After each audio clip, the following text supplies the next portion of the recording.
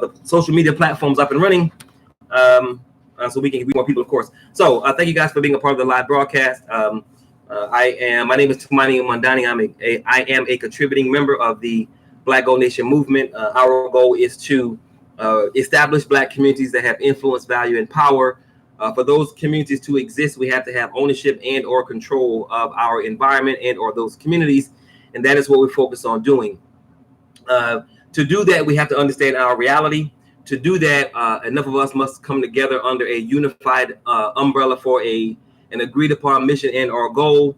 To do that, we have to have people in both leadership positions who know what they're doing, and people on the ground around the country and around the world who are ready to be taught what needs to be done per that leadership so that we can implement some things on the ground. So in a nutshell, that is what we're all about. I am the, revolutionary product, I like to say, if you will, of the direct tutelage and training of Cardinal Mbayu Chui out of the Shrines of the Black Madonna, and an indirect revolutionary product of the father of liberation theology, Reverend Albert B. Clegg, or as we called him, Jaramogi was the title, Bebe Ajiman.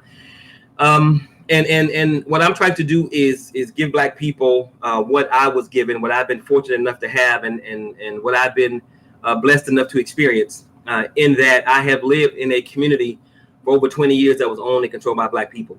I know what's possible. I know what we can do. I know our power. I know that once we agree on doing something, once we decide to do something, there's nothing that can stop us except an act of God. And I believe that God is on our side, so that's not going to happen. So I'm trying to deliver to Black people my understanding of what a strong Black community looks like, because I lived in one, my children were raised in one, and I want to add to that other things that other Black people are doing that can only that will only serve to help make our communities bigger, better, and stronger. That is my focus. That is my life. That is what I'm about. And I'm trying to bring as many Black people together as possible who agree to that, wanting to make Black people bigger, better, and stronger, and are willing to put in time, energy, effort, intellectual capital, physical capital, economic capital, so that we can make this thing happen. And I'm not talking about people having to give hundreds of thousands of dollars or $30, $40, $50, $60 or 5, 10, 15, 20 hours. I'm talking about a large number of us giving a small amount of time, a large number of us giving a small amount of money, whereby all of that coming together as a collective group creates for us an opportunity by which we can make some things happen on multiple levels. So I want to give you the details. Again, I don't want to just talk about the problem. I don't just want to talk about what other people are saying. I don't want to just make a video go viral as if that's going to change something. I want to give a clear, concrete understanding of the reality of what it means to be Black in America and around the world. And then, of course, I want to follow up with that on solutions.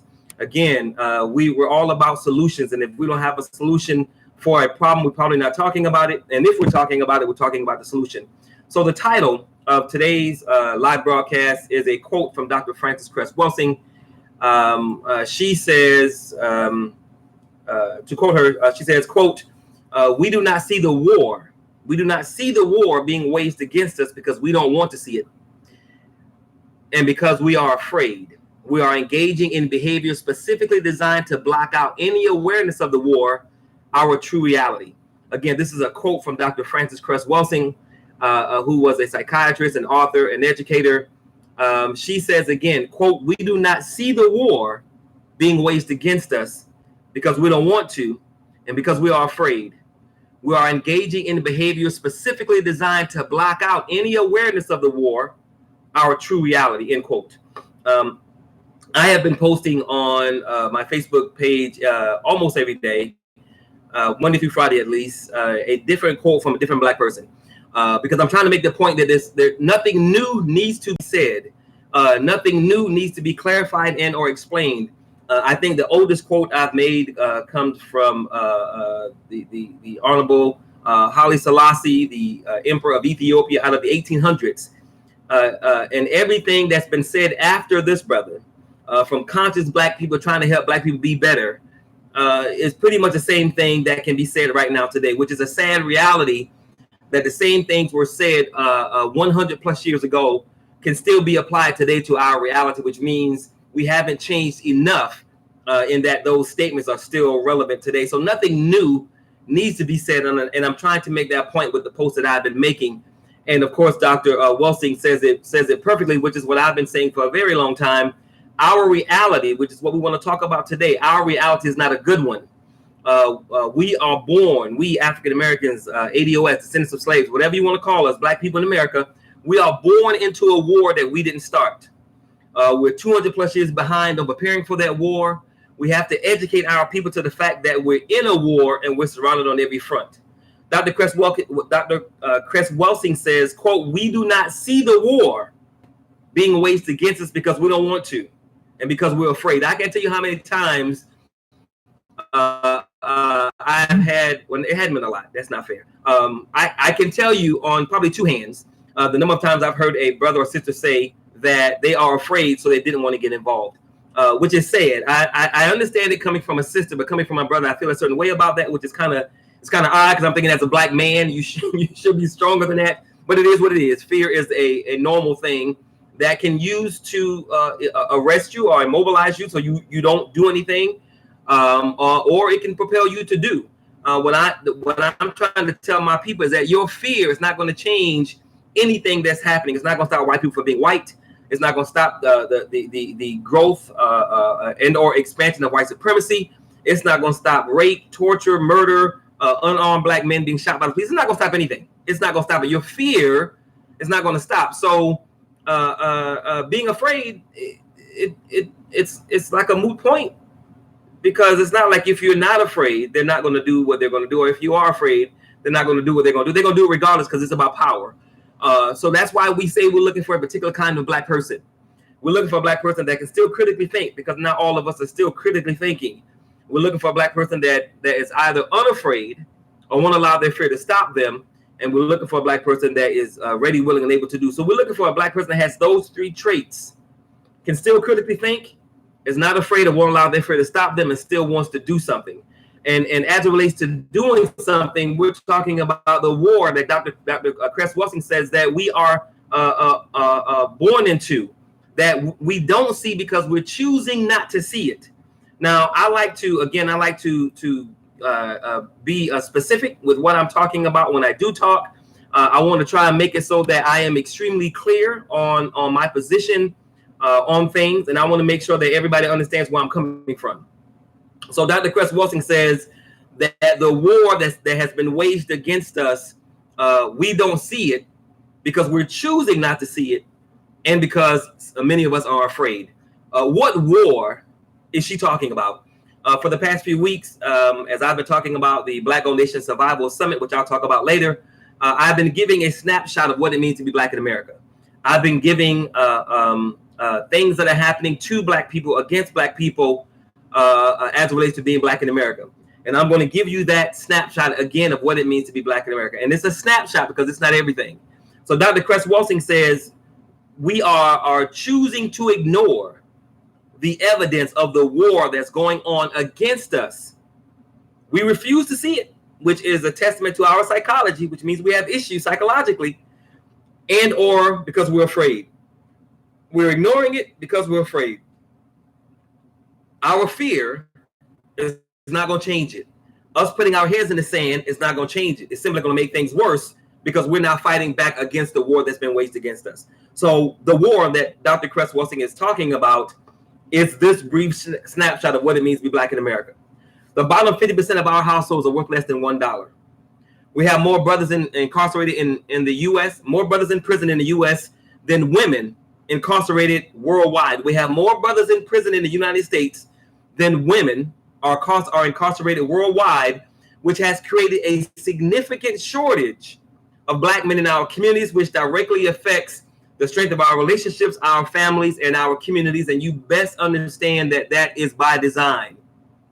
This is the reality of what it means to be Black in America. Our farmers, Black farmers, are still being discriminated against by the USDA. They can't get the subsidies. They can't get the loans. They can't get their product to market. A lot of them have been sold bad seeds so that the food would not grow. Again, that is what it means to be Black in America in 2019 moving forward. The USDA, via the usage of GMOs, genetically modified organisms, is seeking to replace how natural and organic foods are grown to control the food that we consume globally. If a people have proven themselves to be anti-black or anti-melanation, and they can control the food, will they use that food to poison and or starve us? They've done it before, so why won't they do that again? Food deserts, which is defined as an area that has limited access to affordable and nutritious food, exists in almost every predominantly black and brown community in this country. Automation, artificial intelligence, and machine language is replacing millions of jobs. The White House has just recently removed 3 million people from the food stamp rolls. And of course, most of us know that there are more white people on food stamps than black people, but that doesn't mean that within that 3 million are a lot of black people which are going to be affected, or who are being affected by being removed from the food stamp rolls. Purge activity, which is defined as assassinations, murders, kidnappings, organized sex trafficking, crimes committed in black masks and black gloves that look like black people, Hollywood level masks, are happening in black communities nationwide. Purge activity is happening in and around our communities nationwide. And again, that purge activity is defined as assassinations, murders, kidnappings, organized sex trafficking, and crimes being committed by people who aren't black in black skin, so that the police look for a black person, although a black person did not commit that crime. And we can also add to that purge activity weapons being dropped off in black communities in crates. There have been people who have reported on this, and people are of course finding the weapons, and because of gang activity, they're using it to kill each other, which is bad. But again, that's happening in and around our communities in this country. Of our children, black children that live and exist in America's inner cities, because of the levels of physical, mental, and spiritual violence and trauma that exist within those cities, those communities, a major study has shown that some 46.5% of our children suffer from post-traumatic stress disorder, which is a condition that's normally found in half that number of combat veterans. Again, our children of color who live and exist in America's inner cities, a study has shown that they are suffering from post-traumatic stress syndrome at a rate that's double people who have been in combat. And of course, this affects our children's ability to learn, their ability to build relationships. They are more susceptible to depression and drug use, which of course affects their lives moving forward. This is the life of our children in America's inner cities, which is what it means to be black in America in 2019 moving forward. This is the war that Dr. Frances Cress Welsing is talking about, that we are choosing to ignore because we're afraid and because we don't want to face reality. But being afraid and not facing that reality is not going to make that reality go away. The Portland police just digitally removed tattoos from a black man's face to make him look like a suspect.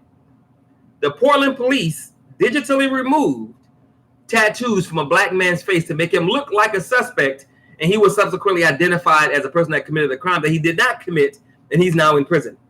That's what the Portland police has done in 2019, and I would not be surprised if it was not the first time. We have to deal with black people here in America, our reality in America in 2019 moving forward. We have to deal with over 900 white supremacist organizations in existence right now, many of whom are training for a race war. That's a problem for us because they've been training for a race war for a very long time, and we're not training on a level that's going to protect us from such a war. If any anti-black group makes a move against a black group in any city in this country, because they have been training for a race war and training how to fight as a group, training how to fight as a unit, that black group is going to lose. That's a problem for us because you have these organizations that are racist, that are white supremacists, that are neo-Nazi, who have been training for such a war. And because we have not, we can't defend ourselves against that kind of attack, which is bad for us. Again, I'm talking about our reality in America and around the world in 2019 moving forward. There have been 291. Last week, it was 255. But as of right now, there have been 291 mass shootings in America since the beginning of the year. And that number is going to increase. The Department of Homeland Security in a recent study has found that state and local law enforcement agencies nationwide have been infiltrated with neo-Nazi members and started secret terrorist cells developed to terrorize Black Latino residents. Law enforcement agencies nationwide have been infiltrated with neo-Nazi members, and they've started secret terrorist cells to terrorize Black and brown people. Our reality of what it means to be Black in America. Dr. Frances Cress Welsing's quote of a war being waged against us, and we've chosen to ignore the war because we're afraid, as if that fear is going to stop anything. The Donald Trump administration under Jeff Sessions has reinstituted the privatizing of federal prisons, which simply means that the prison for profit motive is going to continue under President Trump. The FBI's official counterterrorism priorities have included, quote, Black identity extremists, anti-authority extremists, and animal rights environmental extremists, not white identity extremists. Despite the fact that there have been more acts of terrorism committed in America by white people since 9/11 than anybody else. The FBI is not going after these groups. They're going after people that they've identified as Black identity extremists, anti-authority extremists, or environmental extremists, ignoring the evidence to the contrary as to actually who the actual terrorists are. That's a problem for us in America. Approximately 25.4% of the American population in the United States identify themselves as evangelical Christians, and over 25 of that number, which is some 20 million plus people, support Donald Trump. And we know that Donald Trump has proven himself to be a racist, to be a liar, to be a misogynist, to be a bigot. And despite all of his anti-Christian behavior, all of his anti-Christian words, all of his anti-Christian acts, you have 20 plus million people supporting him, ignoring all of that, because it's not about God, Jesus, power, being a good person. It's about power. And because they understand that they don't care about what Donald Trump does, because he's making them feel good about being white again, make America great again, which is really funny, because when has America really been that great? And they feel like he is for them and anti everybody else. And given how he's behaved, it's not hard to see how they've come to that conclusion. But again, that's a problem for us, because remember, Hitler was one person, Mussolini was one person, Stalin was one person. One person with crazy ideas is just one person with crazy ideas. But when that one person is supported by millions, then those crazy ideas can take root, and you start to have mass shootings where people are being killed, and they've written manifestos or they've quoted some verbiage from this one crazy person who's followed by millions of people. That's a problem for us. We have to deal with over 100 conservative think tanks that are focused on maintaining white power and white supremacy, a criminal justice system that's always been unjust, a bail bond system that's always been unfair and unjust, an education system that has never properly educated our parents, us that are watching the live broadcast, and is not probably educating our children. That's a problem for us. We have to deal with a school to prison pipeline that is alive and well and highly functional in American society, a multi-billion-dollar prison industrial complex that you can buy stock in. So if you can buy stock in the U.S. penal system, or if you can buy stock in a private prison system, what's the commodity? What's the motivation? There are several small towns, hundreds of them, small towns in America that would die, would cease to exist were it not for the local prison. So the prison industrial complex, the prison business, is about making money. And of course, we should know that a large majority of those prisoners are people of color. As I said initially, when I started the snapshot, we have more brothers incarcerated in America, more Black men incarcerated in America than women incarcerated. And gentrification, which is political power being used as its finest against us, not for us, is a problem. Over the past decade, annual estimates of the number of gangs that exist in the United States is over 27,000, which is a problem for us, because we not only have to deal with anti-Black people assaulting, raping, murdering, oppressing our communities, but we got to deal with our own people doing the same thing, because they're involved in gangs. And a lot of gangs, not all gangs, but a lot of gangs are committing crimes against our own people, preying upon our own people. And that's a problem for us, because we have to protect our people on multiple fronts. And unfortunately, some of those fronts are Black people hurting our people. It's a problem for us. It's been 5 years since Flint, Michigan has had safe water to drink, bathe in, and use. The majority of Puerto Rico citizens went without power for 11 months. There are people in the Bahamas who are trying to seek refuge here in America, a lot of them being turned away, although America has made a lot of money off of tourism in the Bahamas, and the relationship has been very strong as it relates to labor. If it wasn't for the people in Bahamas, in the Bahamas, then I think Florida is the main state that they used physical labor to build up that economy, historically speaking, for a very long time. But of course, when people of color are in need, this particular government acts differently as it relates to someone else. But that simply goes to the fact that America is changing. They don't want to bring more people of color into this country, but they want to open up people who aren't melanated, again, which is a problem for us and our people. The Donald Trump administration, Donald Trump's administration Citizenship and Immigration Services Department wants to change the language on the Statue of Liberty because they want to change America. They want to change the statement from "Give me your poor, your tired masses yearning to breathe free" to language that states, "Bring me your people who are willing to stand on their own 2 feet and who will never need government assistance," as if people will never need help throughout their lives. And that's the whole point of government, to help the people. But of course, America is changing. And lastly, the Donald Trump administration has repealed civil rights protections all across the country in HUD, in Commerce, and in many other governmental departments. So that is a brief snapshot of what it means to be Black in America and what we're up against. Again, Dr. Frances Cress Welsing's quote from this morning's Facebook post. She don't want to, and because we're afraid. We are engaging in behavior specifically designed to block out any awareness of the war, our true reality, end quote. I have just given you a snapshot of that war. I've just given you a few things that are happening as it relates to that war. And we know our people are choosing, and I've spoken about this in the past, our people are choosing to ignore those facts because you have Black people that see the degradation, see the trauma, see the predation, see the acts of racism, see the acts of violence. We see the crap that's going on in and around Black communities every day. And we choose to ignore it. Even if you don't live in a Black community or predominantly Black community or in America's inner cities, you still know, at least most of us do, what's going on. But we don't do anything to stop it. We don't do anything to push back against it. We don't do anything to protect our children from it. We are more motivated to get our children, to get ourselves in a position where we individually are okay, not understanding as long as you're a part of a group that's being oppressed, you yourself are in a position of being oppressed because you're part of that group, even if you don't realize it. Our greatest strength is our unity. And if we are unified and connected and organized, there's very little, if anything, that can get in the way of hurting us when we're organized. There is no problem or issue a strong Black community cannot deal with. There's no problem or issue a strong Black community that's connected to other communities cannot properly deal with. I am of the mindset that the only thing that can stop us is us and or an act of God. And again, I believe that God, a higher power, the ancestors are on our side, so we don't have to worry about that issue. So Dr. Frances Cress Welsing says that we're in a war that we're choosing to ignore. I've just given you some of the details of what that war looks like. Everything I just said can be researched. Everything I just said can be proven. Research it. It's there. And again, that's a snapshot. But again, we don't just want to deal with the problem.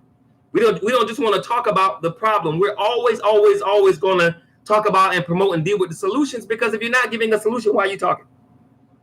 It's good to make people aware, but you make them aware and you leave them hanging. Okay, now I know that things are going on, but what do I do? We want to focus on the doing, because if we're not focused on the doing, we're wasting our time and we don't have time to waste. So I've given you the quote from Dr. Frances Cress Welsing, which was made, 15, 20 years ago. I've given you the reality of what it means to be Black in America in 2019 moving forward, which backs up and supports her quote.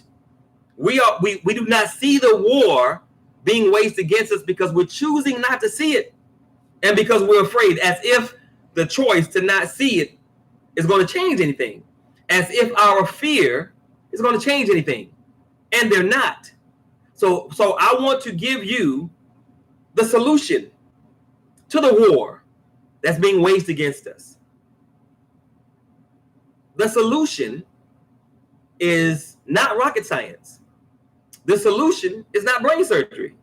I've been doing budgets for people for 20 plus years, and whenever I do an Excel spreadsheet to create a budget, if you know how to use spreadsheets, it's not difficult to do at all. And I tell people that that's the easy part. Most people are blown away if they don't know how to use a spreadsheet. They see the spreadsheet, oh my God, look at how big this is. I put in this number and this calculation, I changed that. They're blown away by the spreadsheet. And I tell them the spreadsheet is the easy part. The hard part is you having to change your spending habits to make sure the budget works. Giving the solution is the easy part because it's logical. It makes sense. It's just what can be done. But if we don't have people that are ready, willing, and able to implement the solution, then it doesn't matter how simple it is, because it's not going to happen. That's why we're always focused on finding the right people to help us implement the solution so that we can change the reality that we're facing right now. Again, Dr. Frances Cress Welsing gave the quote that we see the war being waged against us, but we are ignoring it because we're afraid. We have to change that if we want our children to have a snowball's chance in hell of surviving in America and or not becoming a permanent underclass. And if we, the adults who are living right now in September of 2019, if we don't give our children a foundation by which they can build on, that's going to give them the opportunity to exist in a community that has influence, value, and power that can push back against the things that are being waged against us, then we're failing ourselves, our children, and every generation of Black child to follow. Again, the solution isn't rocket science. The solution isn't brain surgery. We're not splitting atoms. We're talking about a very simple thing that all of us can do if we choose to. Now, I've given you the quote from Dr. Frances Cress Welsing. I've given you a snapshot of what it means to be Black in America, and you can research all of it. It's right there. And that snapshot is just that, a snapshot, which means it's a small look. There's a lot more to that, but I'm trying to keep it brief. Now I'm going to give you a solution. I'm going to give you a step-by-step solution as to some things that we can do to push back against these threats to the lives of ourselves, our women, our children, our elders, our brothers, and our children, and our the generations to follow us. Some things that we can do right now to change and push back against everything that's happening to us. This is my what-if list. I'm a Black person that loves, cares for, believes in Black people. I want to see Black people do better. The first thing we could do is find other Black people like me. Other Black people, I hope, like you. If we have one Black person, let's say we start with me, and I go out and get another Black person who thinks like me about Black people winning, that's 2 Black people. I go out and get one, that's 2 Black people that care about, love, want to see Black people do better, be bigger, better, stronger. That's 2 Black people. If myself and that person that I go out and get, if we go get 2 more, 2 getting 2, that's 4. If that 4 go out and get 4 more, that's 8. If that 8 goes out and get 8 more, that's 16. That 16 gets 30, gets 16, that's 32. That 32 gets 30, that's 64. And we keep doing that. 1 getting 1. Starting with myself, 1 getting 1. If we do that for 28 days, by the end of that 28th day, we'll have enough people that if everybody gave $4 a month, we'd have over $500 million. To be exact, we have $536 million. Again, we're talking about what can we do to push back against a war that's been waged against us for the last 400 years. I'm giving you very simple, high-level, concrete solutions to what we could do as a people to push back against the war that's been waged on us, waged on our brothers, on our sisters, on our elders, and on our children for 400 plus years. 1 Black person getting 1 Black person every single day for 28 days. By the end of the 28th day, if all of those people gave $4 per month, an amount that most every other day, by the end of that 28th day, we have $536 million. Now, what could we do with that $536 million? What if we identified the most critical areas by which the Black community is being attacked, and then we found Black people who knew what they were doing to push back against those 19 different attacks, and we gave them a monthly budget of $1 million to educate, train Black people on how to push back in those areas? So 1 getting 1 for 28 days. At the end of the 28th day, everybody give $4, that's $536 million. We then, step 2, we then identified the different areas by which the Black community is being destroyed, and we've already done that. And we gave each one of those areas $1 million budget to help us be better and push back against those threats.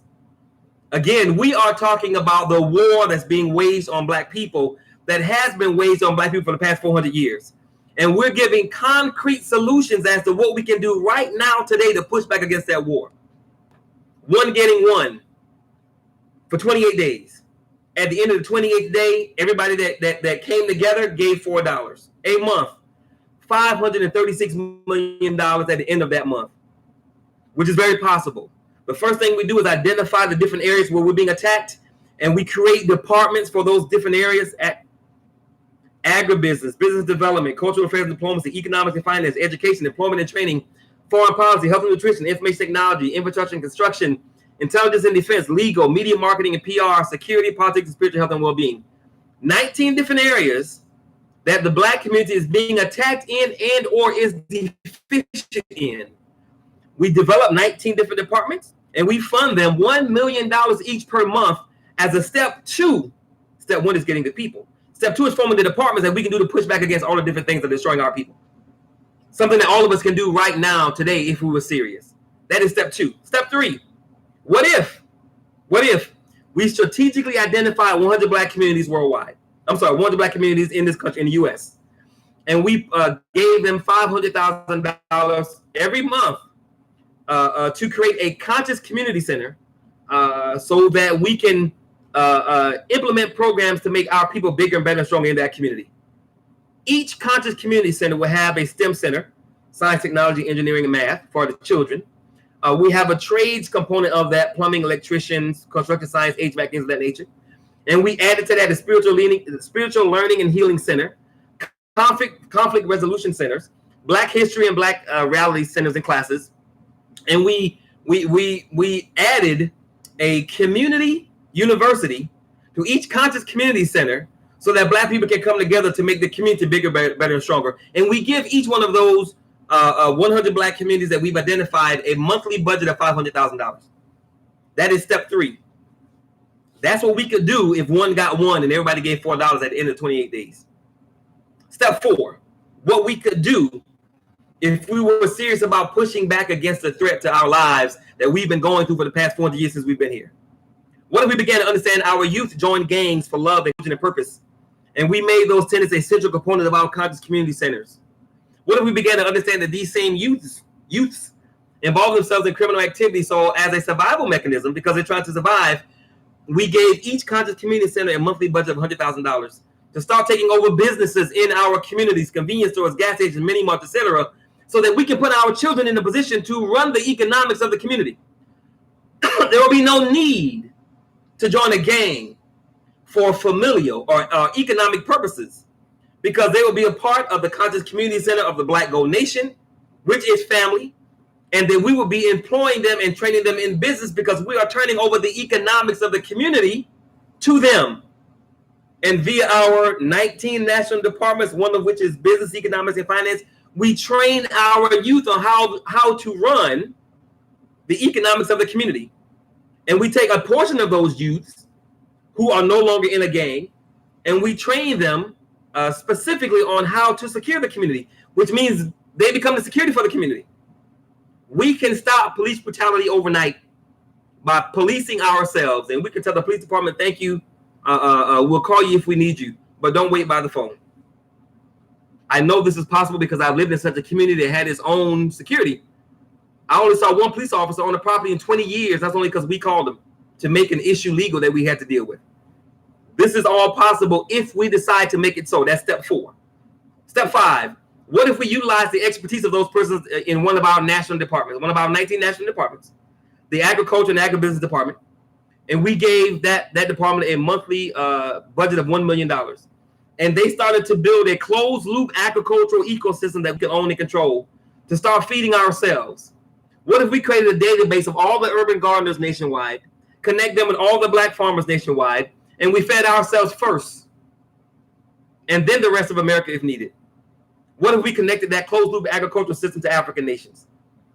Again, I'm talking about what we could do right now today to push back against the war that's been waged upon our people for the past 400 years.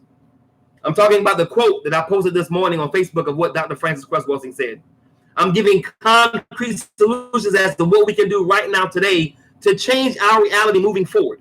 There is nothing we cannot do when we decide to put our minds together and do it. That is step 5. Step 6, what if via that closed loop agricultural ecosystem, we invested $300,000 in each of these 100 cities with the conscious community centers, and we open a chain of grocery stores, Black Gold Groceries, or whatever we decide to call it, and we connect that to the conscious community center, and we cornered the food market in Black communities nationwide, and we added to that the employment of Black people to help run just the food aspect of what we're doing in the community.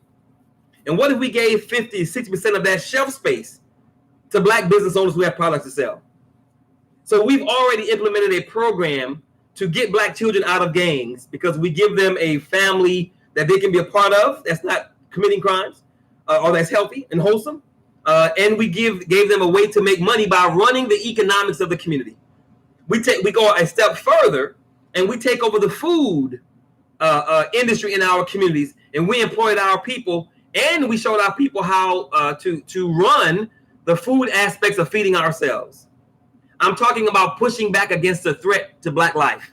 I'm talking about pushing back against the predation that's happening against our people. I'm talking about pushing back against the 400-year war that's been waged on us, which starts with us having the right people, and those right people going to get the other right, going to get more of the right people.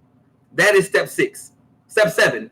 What if we utilize the expertise of those persons in 2 of our 19 new departments, the Intelligence and Defense Department and the National Security Department, and we gave them an additional $1 million per month, plus an additional $25 million to train and equip our own people. And we started our own security company to protect our assets and our businesses and our communities. What if we hired black veterans who coming out of the military, former gang members, leaders, and those natural warriors that exist every day? And we started our own security agency to not only protect our own communities, but to protect our business interests, both here in America and abroad. What if we sent some of those security agencies, some security professionals abroad to protect African interests over there? We put ourselves in a position to not only own and control and protect our people, but we put ourselves in a position to build upon a security business that is big business, that we are currently losing in. Again, I'm talking about pushing back against the threats, the systematic war that's been waged on black people. I'm talking about what we can do to push back against that. That is step 7. Number 8, what if we utilize the expertise of those persons in 2 of our 19 new departments, the business development department in the U.S. and the business development department internationally, and via their $1 million monthly budget that we've already given them, we gave them an additional $50 million. We identified 50 black-owned, currently profitable businesses, and we helped them to expand, franchise, grow. That's more business opportunities for more black people. They win, their families win, the community wins, and black people win. And in case you missed it, we can make all of this possible by one black person getting one black person for 28 days. If one black person gets one black person for 28 days, at the end of that 28th day, if everybody gave $4 per month, that would give us more money than we gave the movie Black Panther. I'll take that back. That would be close to the money that we gave the movie Black Panther in 1 month. Conservative estimates are that we gave $750 to $800 million to the movie Black Panther in 1 month. If we did this, one getting one for 28 days, and at the end of the 28th days, we all gave $4, that'd be $536 million. That's where all of this money is coming from, as I'm giving you concrete steps as to what we can do to push back against what's being done to us. The war, the systematic, methodical, strategic, intentional war that's been waged on our people since we've been here. This is what we can do concretely, step by step, to push back against this war. And all of it is as simple as us making the decision to do so. Step 9. What if we went back to all those black people who got all this started with one getting one, and we took 10% of them, which is some 13 million people, and we got each of them to give us 5 minutes a day, something that all of us can do. If we got 10% of all those people that came together, one getting one, and each one of them gave 5 minutes a day, that would give us 1.03 million hours to calling more black people who can also give $4. And we invite those persons to be a part of our conscious community centers, to be a part of making the community bigger, better, and stronger. We can use the intellectual capital that our people have to educate, train, and employ our own people. And what if we get these 13 million people to 10% of the one getting one, and we got them to bring more black people on board to redirect the black foot traffic in the black community so that we can shop our own businesses that we took over, that our children are now running. This will become a revenue generating entity. So we've not only taken over the economics of the community, we've not only put our children in a position to run the economics in the community, but we are now making money off of that because we have our own marketing company, if you will, that's bringing more black people on board and redirecting that black foot traffic. I'm talking about what we can do to push back against a systematic war that's being waged against us that Dr. Francis Cress Welsing was talking about in this morning's quote. That's step 9. Step 10, what if we utilize the expertise of the persons in one of our 19 new departments, the media marketing and PR department, and via their $1 million monthly budget, plus an additional $10 million, we create our own digital media network, Black Gold Media, to report the news as we see it and begin recapturing our image. What if we use this new department to not only report the news as we see it, but to begin recapturing our image, but to also market to our people worldwide? We have to be able to tell our own story. We have to be able to report the news as we see it, as it affects us, and we have to start working to recapture our image. If we go out and get one black person who gets one black person who gets one black person for 28 days, $4, we have the money that we need to start our own digital media network. And of course, that could all become a revenue generating enterprise because it would be a media network. What if that was step 12 or step 10? Number 12, number 11. What if we went back to all those people who came together, who got all this started, one getting one, and we trained them to contact the over 86,000 black churches in this country. And we got them to create a coalition to help us push back against sex and organ trafficking in this country. There are over 86,000 black churches in this country. What if we reached out to them and created a coalition by which we created an underground railroad to help end sex trafficking in this country? If a person is identified as a victim or a possible victim of sex trafficking, we could quickly get them off the street, put them in a church, and then move them to a different church around the country or outside the country so that those persons that got them involved in that sex trafficking trade or that kidnapped them or got them drugged up or whatever, they wouldn't be able to find them because they'd be gone. That is why it's so important that we work with our black churches and not against them, because we need them as allies in this war that's been waged against us for the past 400 years. And we could do that if we had people that are committed to giving 5 minutes a day to calling a black church and getting them involved in the coalition. That's step 11. Step 12. What if we invested $1 million into in a new apartment complex, or one that we were to build, and we started to relocate our people in areas that are plagued by drugs, crime, violence, whatever. We relocate them to a new apartment complex that we own and control. We secure it because we have our own security agency. We attach an agricultural piece to it because we have our own way of feeding ourselves at this point. We attach the Conscious Community Center to it so we can educate, train, and employ our people. And we create a new kind of community for black people in America moving forward. All of that is possible.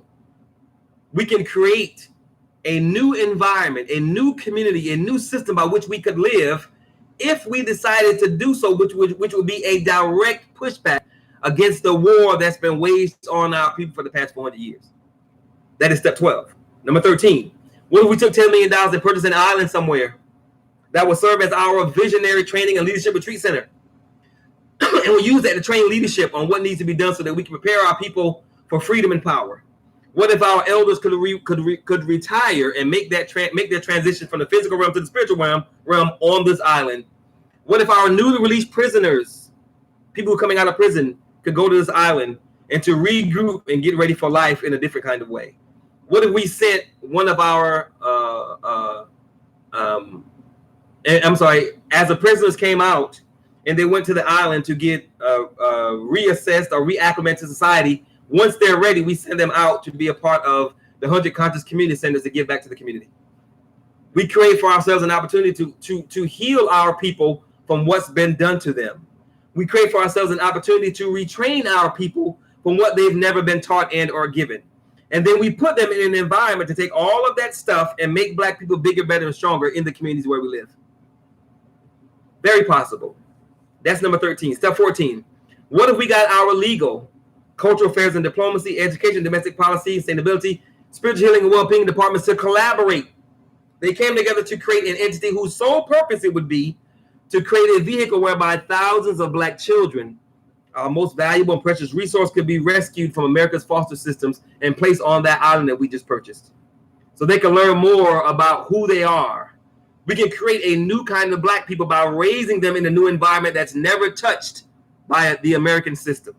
We can teach them to live as a community, teach them how to become a people, teach them to be the kind of leadership that we need to prepare our people to move forward in a new way. What if we could relocate these thousands of Black children to Black Gold youth training institutions via our 100 Conscious Community Centers to make the community bigger, better, and stronger? What if we took these kids who were headed to America's foster system at the time that they're born, and we kept them out of the system so they're off the grid completely, and we trained them to do whatever we needed them to do? Hashtag ninjas. There's a brother here in Houston, Greater Houston area. His name is brother Kofi Taharka, Kofi space Taharka. I think he's the national leader of the United Black Front, if I'm not mistaken. At least that was his title. He's been working in the community for a very long time. I got to Houston in 1992. And I got here on a Saturday, joined the shrine on a Sunday, and was active for 20 years.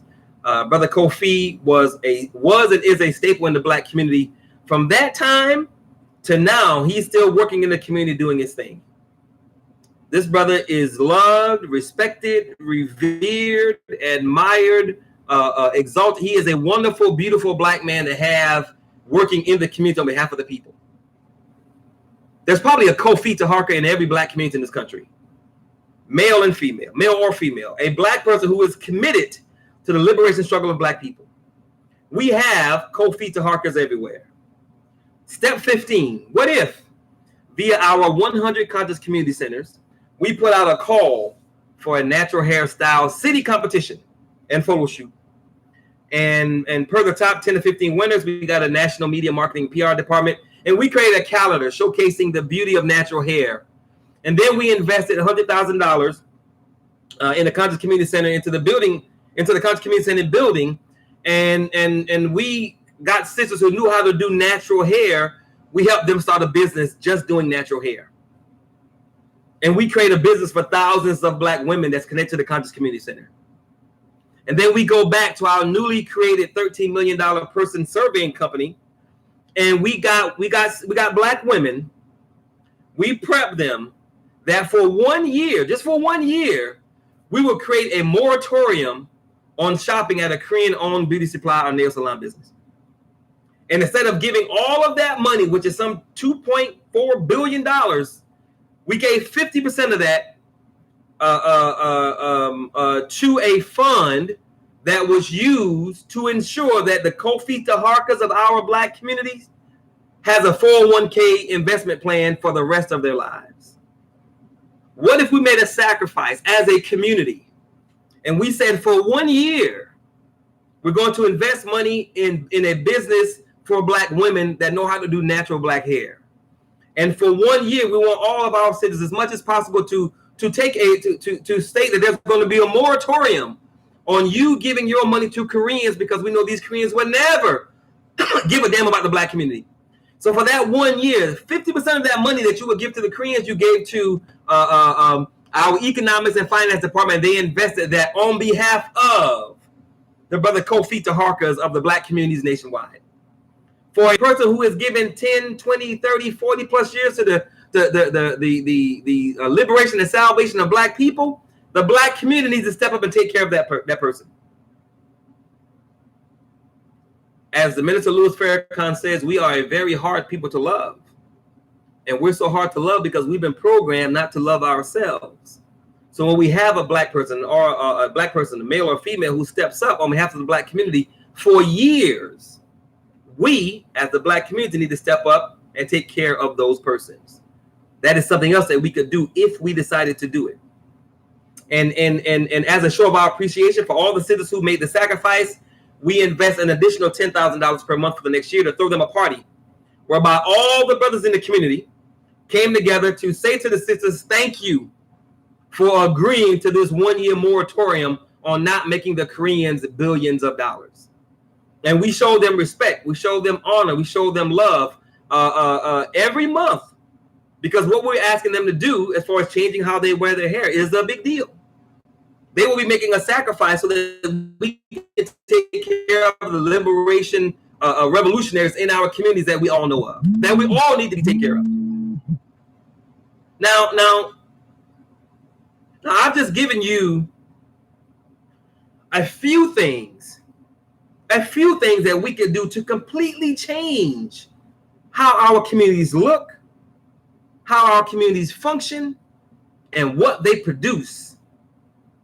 As Dr. Frances Cress Welsing said this morning, a war has been waged on our people. Most of us are ignoring all the evidence to that war that's being waged on our people because we're afraid.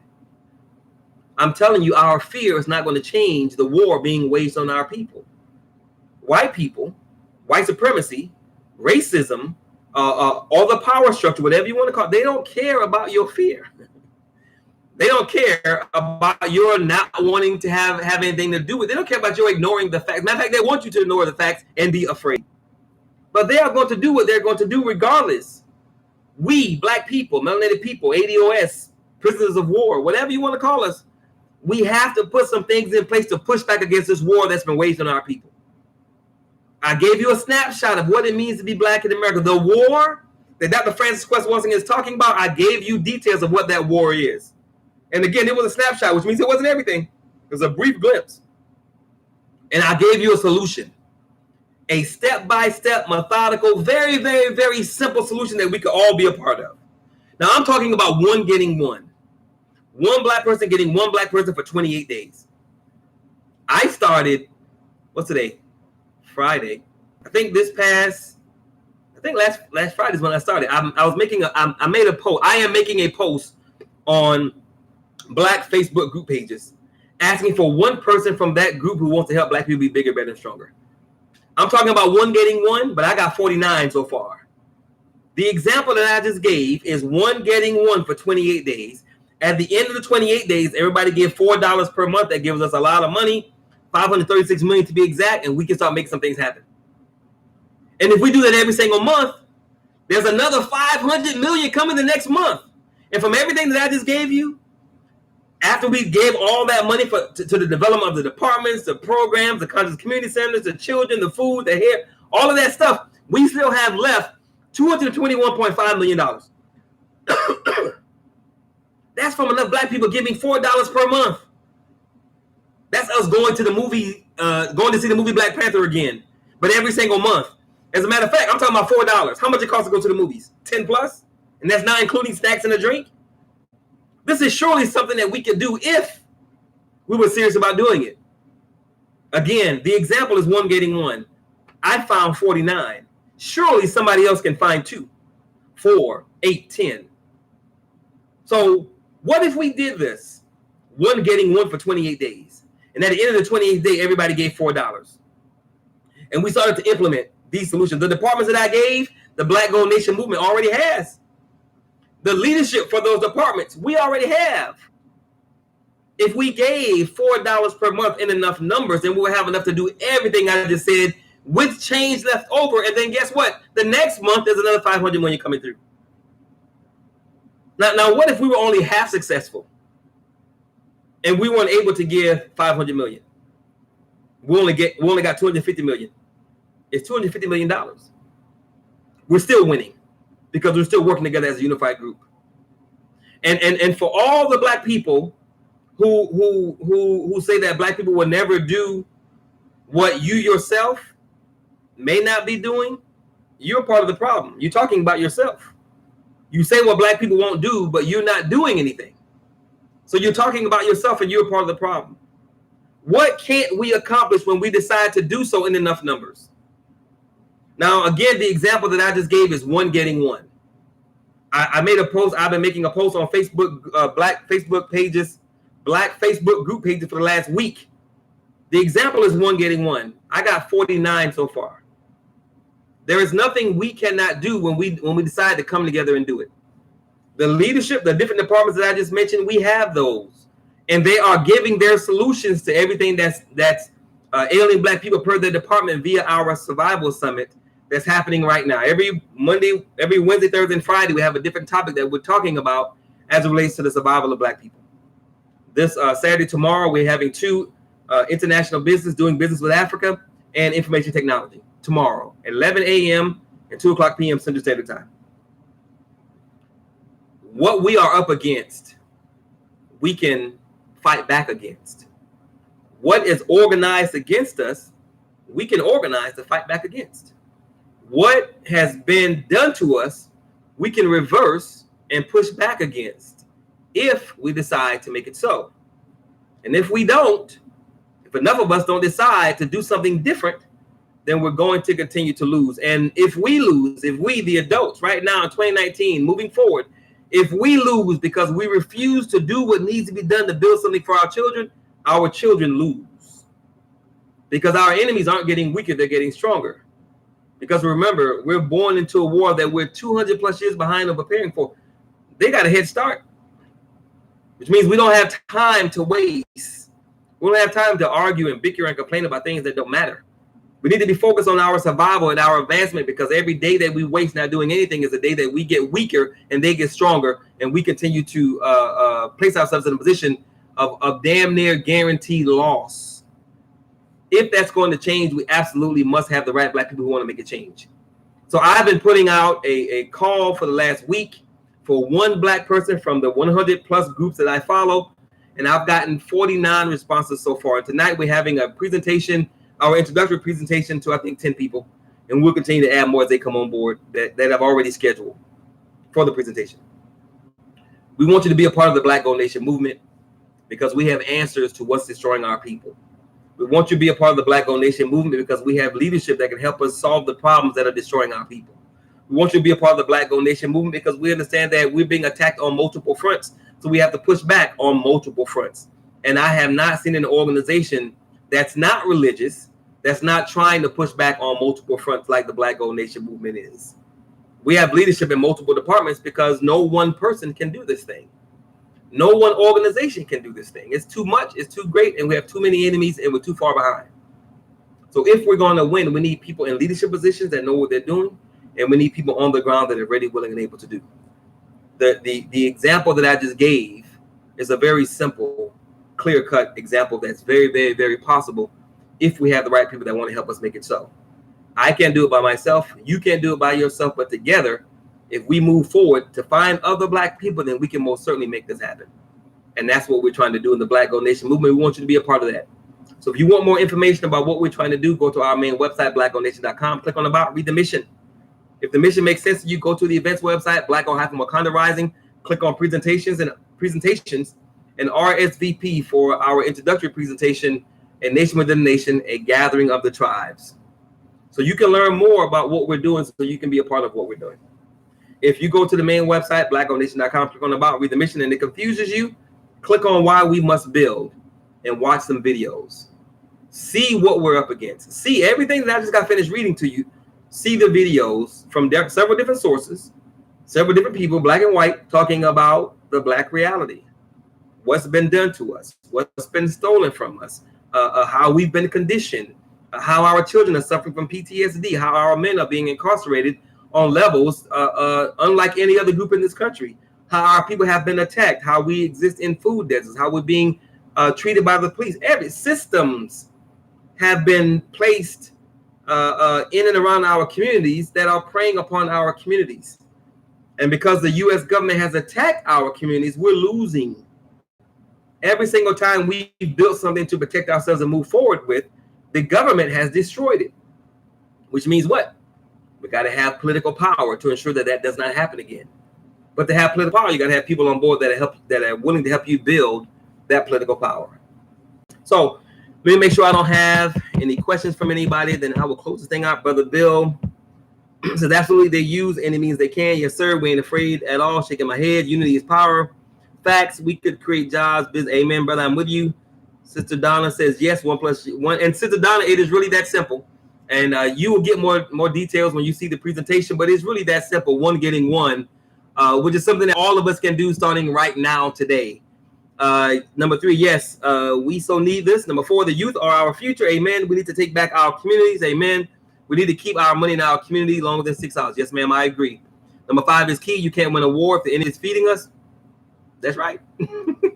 We have to feed ourselves. Number 6, a base for small businesses to market their products. Yes, ma'am, you're right. And Sister Donna, the power that we could have for black business owners that have products to sell. Imagine if we owned all the shelf space in the gas stations, in the convenience stores, in the mini marts, and in the grocery stores in our communities. And we gave 30, 40, 50, 60% of that shelf space to Black business owners who have products to sell, of which I am learning are a lot. We create a win-win for ourselves by doing our own business in our own communities. And again, remember, we want our children to run the economics in the community so they don't have to be involved in illegal activity to make money. There is nothing we cannot accomplish. There's nothing we cannot do when we come together to decide to do it. And we're looking for the right people who want to help us make this happen. Brother Bill says that's vital. Building our own militia and armies. Yes, sir. Sister Donna says, number 7, right. To win, we have to be able to protect ourselves. White people arm their children and teach them. You're right. They teach their kids how to use guns with weapons, and we do not. That's most certainly true. Sister Donna says it's time. Number 9, everyone involved. No one left behind. Sister Donna, it'll never be everybody. It's never been everybody. It will never be everybody. And we don't want everybody because everybody's not ready. We want as many as possible that are ready, willing, and able to do. But it will never be everybody because everybody's not ready, willing, and able to do. Sadly, our own people are preying on our own people. So we don't want everybody. We don't need everybody. We just need the right people to help us make this thing happen. Brother Bill says facts. Sister Donna says number 10. We need this. We are fed what they want us to eat. Yes, ma'am. Don't know about that part. Churches are bought and paid for by the enemy. That's why you never see them on the front line of anything. Sister Donna, most certainly, there are a lot of Black churches that are a problem, that are preying on the community. We know that. But my point about the Black church and the point that I made was that if of the 86,000 Black churches we have in this country, if we could get enough of them to be a part of a coalition to help with sex trafficking, that could be a beneficial thing. We have to stop making the mistake of assuming that everybody that belongs to a Black church is an ignorant, backward, niggerized, coonish person of color that don't care. That's a mistake. We have to have as many allies as we can get. And a lot of Black people in Black church would be allies. We have to stop putting our people in the box because we assume we know their heart and we know their mind because they're religious. That's a mistake that hurts both parties. And most importantly, it hurts our children because we're not coming together and we're choosing, to keep ourselves divided based on religious belief, which is not good. Our own community, still recidivism. Yes, sir. This is awesome. A healing island. Yes, we need this. Now these are our children. Ninjas. There it is, Brother Bill. And I am not joking. I am not. Imagine if we had thousands of Black children that have no social security number because we rescued them from the foster care system and they're completely off the grid. What could we do? That's all I'm saying. Brother Bill says, peace, brother. I'll finish this video later. Great content again. Thank you, brother. Yes, business incubator. Natural hair, nails, everything. These Koreans take our money and talk about us at the same time. Yes, they do. We need to take care of our own. Yes. We need to push all of these foreign businesses out of our communities. We need to reverse the effects of integration. Yes, ma'am, we do. I'm one. Yes, ma'am. The goal has been the extermination of our people since the end of slavery. I'm so thankful to our ancestors. Yes, it could be. Okay, cool. So thank you guys for being a part of the live broadcast. I sincerely appreciate it. Please share this with 10, 15, 20 Black people because, again, I can't do it on my own. You can't do it on your own. The few of us, it's not enough of us that are on this live broadcast. We need as many Black people as possible that are ready, willing, and able to support this movement or be a part of this movement. Again, we're talking about one Black person getting one Black person for 28 days. And then at the end of the 28th day, all of those people giving $4 per month. If we pretended that we're saving up our money to go see the movie Black Panther as one unified block, and instead of giving that money to Marvel or Disney Studios, we gave that money to Black people. We're talking about putting ourselves in a position to strategically, methodically, intelligently push back against 400 years of declared war on our people. This morning's quote from Dr. Francis Cress Welsing is about that war that most of us are ignoring, thinking that it's going to go away. A lot of us think that I'm taking care of mine because I'm tired of Black people, I've tried with Black people, blah, blah, blah, blah, blah. They don't change the fact that you're still part of a black group, and you need those black people, because even if you do your own thing and an anti-black group moves against you, legal or not, you're gonna lose. So you have to have a people that's ready, willing, and able to protect you, your children, and your stuff from people who want to take it from you. And if you don't have that group support, that group protection, you just one black person out there flapping in the wind, and you're gonna lose. So our unity is our greatest weapon and asset, and we have to use it. So please share this with as many black people as you think will be interested, and help us, the supporters and members of the Black Gold Nation movement, build a nation within this nation so that we can take care of ourselves and move forward. Thank you guys for being a part. I apologize for the length, but I knew this one was going to be a long one, because I knew there was a lot of information that I needed to cover. I am moving forward. I'm going to go back to try and keeping them to less than 25 minutes. So thank you guys very much. Have a wonderful, wonderful, wonderful Friday. If you are part of tonight's presentation, I will see you tonight, and I'll be doing the presentation. You have more information, like Sister Donna. And if you have not, if you register for next week, then I'll see you guys then. Hopefully, all of you will be a part of our Survival Summit tomorrow. We have 2 topics that we're covering: doing business internationally with Africa, being connected with our motherland, and information technology, making sure that we're not left behind as a people. So thank you guys very much. God bless. Take care. Have a wonderful Friday. Thank you very much. Bye-bye.